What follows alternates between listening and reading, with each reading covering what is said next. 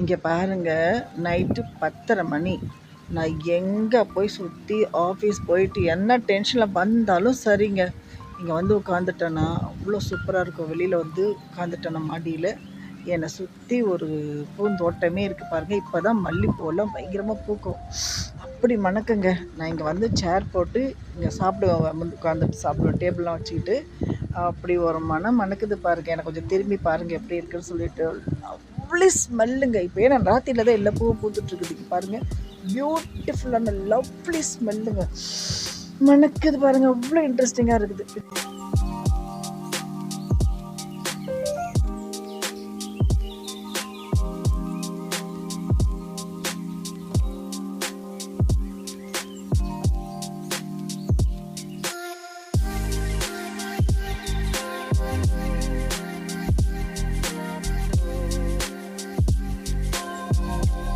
செடியில் பறித்த பூக்களெல்லாம் இந்த மாதிரி கொஞ்சம் கொஞ்சமாக எடுத்து ஏர்டைட் கண்டெய்னரில் போட்டு நான் இதில் வச்சுடுவேன், ஃப்ரிட்ஜுக்குள்ளே வச்சுட்டு அதுக்கப்புறமா கொஞ்சம் சேர்ந்த உடனே எடுத்து கட்டிடுவேன். இப்போ நான் உங்களுக்கு கட்டி காட்டுறேன் எப்படி இருக்குன்னு, ஓகேவா?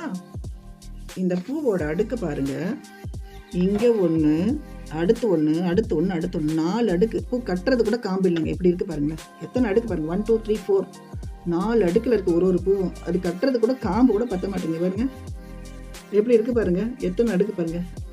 சூப்பராக இருக்க, பெரிய பெரிய பூவுங்க. ஆனால் எனக்கு கிடைச்ச பறித்து வச்சிருந்த பூவெல்லாம் இவ்வளோ பறித்து கிடச்சிருக்குது.